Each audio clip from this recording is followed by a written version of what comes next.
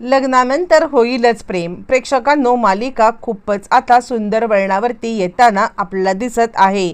मालिकेमध्ये असा काही टर्निंग पॉइंट आलेला आहे की या सगळ्यामध्ये मात्र आता गुरुजींनी केलेली भविष्यवाणी ही आता निर्णायक ठरलेली आहे. गुरुजींनी या सगळ्यामध्ये जी काही भविष्यवाणी केलेली आहे ती सगळी भविष्यवाणी आता इकडे ज्या वेळेला सगळ्यांच्या समोर आले आणि त्यानंतर नंदिनी आणि जीवा यांना तर आता काय करावं काहीच कळायला मार्ग नाही आहे. नंदिनी आणि जीवा आत्तापर्यंत जे सत्य सत्य मानून चाललेले आहेत ते सत्यच नाही आहे हे त्यांच्या समोर ज्या वेळेला येणार आहे आणि त्यावेळेला त्यांना आता मोठा धक्का बसणार आहे. गुरुजी असं काहीतरी आता मात्र सांगणार आहेत की ज्याच्यानंतर नंदिनी आणि जीवा यांना ना सरोगेट मदरची गरज आहे ना आता दत्तक घेण्याची गरज आहे. त्यांना स्वतःचं बाळच या जगामध्ये आणणार आहेत. हे सत्य ज्या वेळेला गुरुजी सांगणार त्यावेळेला खरं तर आता धक्का बसणार तो म्हणजे इकडे मानिनीला. कारण मानिनीला ह्यातलं काहीच माहीत नाही आहे. पण गुरुजी नक्की काय सांगणार, कसं सांगणार, गुरुजींच्या एका सत्यामुळे मालिकेमध्ये कसे टर्निंग पॉइंट आता येणार आहेत सगळं आपण सविस्तरपणे पाहूया. इकडे आता आपण पाहतोय की गुरुजींची आणि नंदिनी आणि जीवा यांची आता योगायोगात भेट झाल्यावरती मात्र आता इकडे गुरुजींनी त्या दोघांना जे काही सांगितलंय ते त्यांना अजिबातच कळलेलं नाहीये. गुरुजी आता सांगतात, हे बघा तुमच्या दोघांचं बाळ या जगात येणार म्हणजे येणार. आणि असं म्हटल्यावरती मग आता जीवा इकडे सांगायला लागतोय, गुरुजी अहो मग सांगा ना कोण आम्हाला सरोगेट मदर मिळणार आहे, ती कुठे असणार आहे, आम्ही तिला कुठे शोधायचं आहे. आणि त्यावरती मग आता गुरुजी म्हणायला लागतात, एक मिनिट मी काय म्हणतोय ते तुमच्या लक्षात येत नाही आहे का. मी काय म्हटलंय की आता तुमचं बाळ या जगात येणार आहे. त्यावरती तो म्हणतो, हो आम्ही सुद्धा तोच प्रयत्न करत आहोत. खरं तर मी मूल दत्तक घेण्याचा विचार करत होतो. म्हणजे आता मूल दत्तक घेऊन मी आता त्याला आमचं नाव देण्याचा प्रयत्न करत होतो. पण आता तुम्ही जर का म्हणताय की या सगळ्यामध्ये आम्हाला आमचं बाळ होणार आहे, मग असं असताना मात्र आता काहीही झालं तरी आता हे बाळ या जगामध्ये कसं येणार, कुणाच्या मार्फत येणार, हे सगळं आता तुम्ही मला इकडे सांगितलं तर बरं होईल. प्लीज गुरुजी प्लीज मला आता लवकरात लवकर तुम्ही सांगा. गुरुजी म्हणतात, हे बघा तुम्ही जे प्रश्न विचारताय ना त्या प्रश्नाची उत्तरं माझ्याकडे अजिबातच नाही आहे आणि मी जे काही सांगतोय ना ते तुम्हाला समजतच नाही आहे. नंदिनी म्हणते, एक मिनिट गुरुजी तुम्ही आता माझ्याशी बोला. म्हणजे आता तुम्हाला काय सुचवायचं आहे.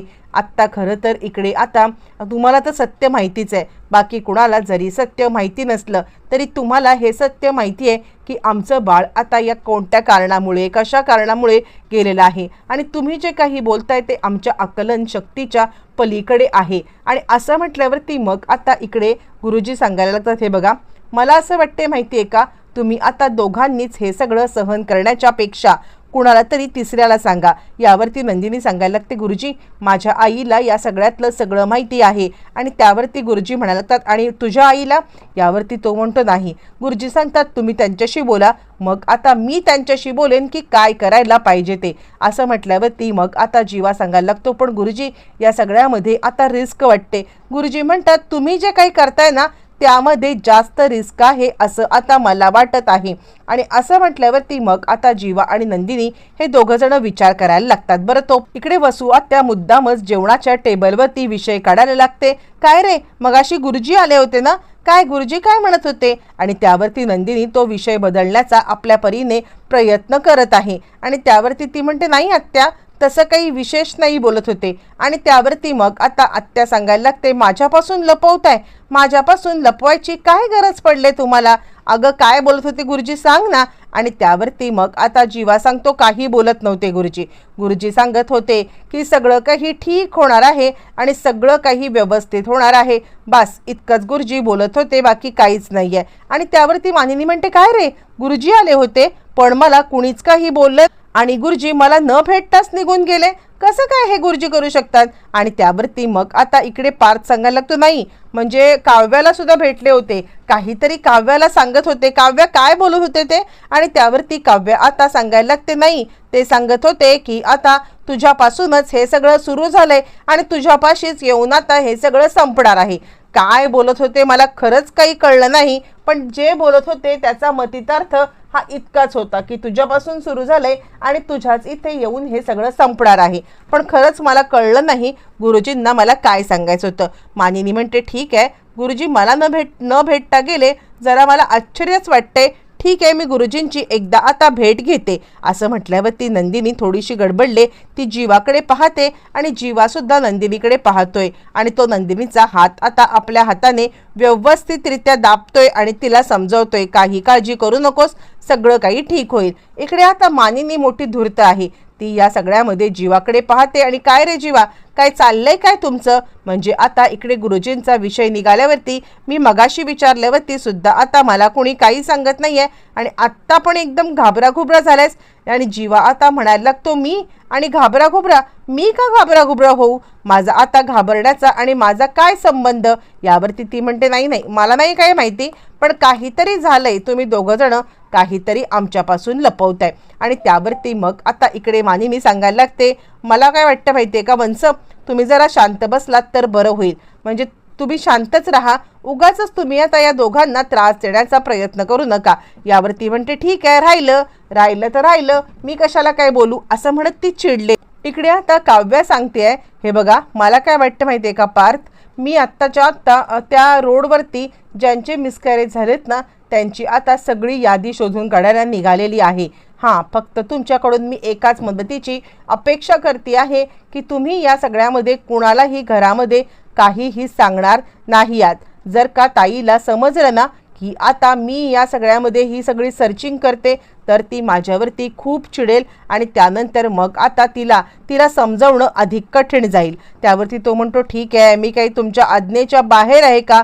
मी तुमच्या आज्ञेच्या बिलकुल बाहेर नाही आहे. आणि असं म्हटल्यावरती मग आता ती सांगायला लागते, हे बघा तुम्ही एक काम करा, तुम्ही आता घरामध्ये कुणी विचारलं ना तर मी माझ्या म्हणजे अभ्यासासाठी बाहेर पडले असं सांगा. असं म्हटल्यावरती तो सांगतो ठीक आहे बरं. तोपर्यंत इकडे आता नंदिनी सांगायला लागते, जीवा मला काय वाटतं माहिती आहे का, आपण आता गुरुजी म्हटल्याप्रमाणे एकदा आता आईंना हे सगळं सांगूया का? म्हणजे आता हे जर का आपण आईंना सगळं सांगितलं ना तर कदाचित आपल्या मनावरचा भारसुद्धा हलका होईल आणि या सगळ्यामध्ये गुरुजी जे काही म्हटले ना की आता तुझ्या आईला सांगण्याची गरज आहे तर ते सुद्धा आपल्या मनातली गिल्ट आता निघून जाईल. यावरती जीवा म्हणतो ठीक आहे, तुला जर का वाटत असेल ना नंदिनी तर आता मी तुझ्या प्रत्येक गोष्टीमध्ये तुझी साथ देणार आहे. हे मी सांगितलंय ना, तू जसं म्हणशील तसं, तू ज्याला सांगायचं आहे त्याला सांगायचं म्हणशील तसं. आणि म्हणूनच मी आत्ताच्या आत्ता इकडे आपण जाऊया आणि आईला सगळं सांगूया. असं म्हणत आता मात्र हे दोघं जण इकडे आता म्हणजे या दोघांना सांगण्यासाठी तिकडे निघालेले आहेत.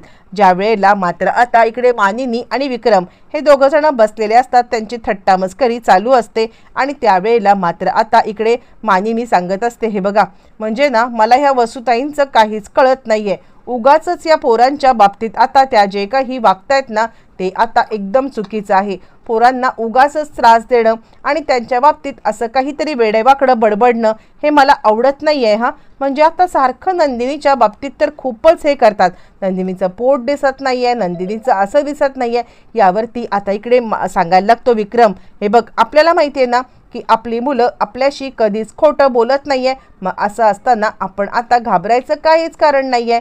तिला काय बोलायचं असेल ना ते बोलू दे. मला आता माझ्या मुलांवरती बरोबर रीतीने म्हणजे विश्वास आहे. आता विश्वास म्हटल्यावरती हे दोघं जण अजूनच गडबडलेले आहेत आणि त्यांना कळत नाही आहे, अरे देवा म्हणजे ह्या लोकांनी आपल्यावरती इतका विश्वास ठेवलाय आणि आपण मात्र या सगळ्यामध्ये जर का आता असं काहीतरी बोललो किंवा असं काहीतरी वागलो मात्र आता ते सगळं खूप चुकीचं दिसेल किंवा खूप चुकीचं आता हे होईल. कसं काय सांगायचं म्हणून दोघं जण परत फिरलेले आहेत.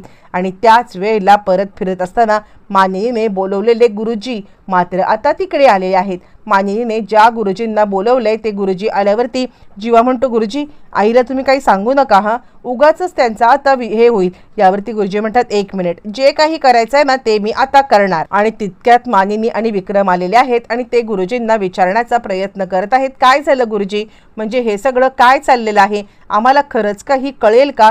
म्हणजे आता आमच्या घरामध्ये तुम्ही आलात, येऊन निघून गेलात, काही अघटित घटना घडणार आहे का? यावरती गुरुजी मात्र आता सांगायला लागतात, हे बघा तसं काहीही नाही आहे. मुळातच या दोघांना जे सत्य सांगायचे ते ऐका, पण ते सत्य ऐकून तुम्ही घाबरून जाऊ नका. कारण या दोघांच्याही पत्रिकेमध्ये बाळाचं सुख आहे. आणि हे ऐकल्यावरती मानिनी म्हणते, गुरुजी काय बोलताय? आम्हाला माहिती आहे की नंदिनी प्रेग्नेंट आहे.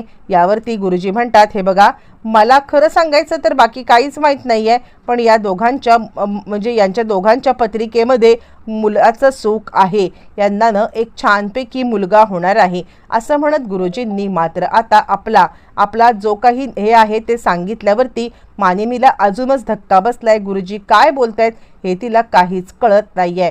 पण या सगळ्यामध्ये अर्धसत्य समोर आलेलं आहे आणि अर्धसत्य समोर येणं अजूनही बाकी आहे. नक्की काय घडणार, कसं घडणार, येणाऱ्या भागामध्ये आपल्याला सगळ्या गोष्टी पाहायला मिळणार आहेत.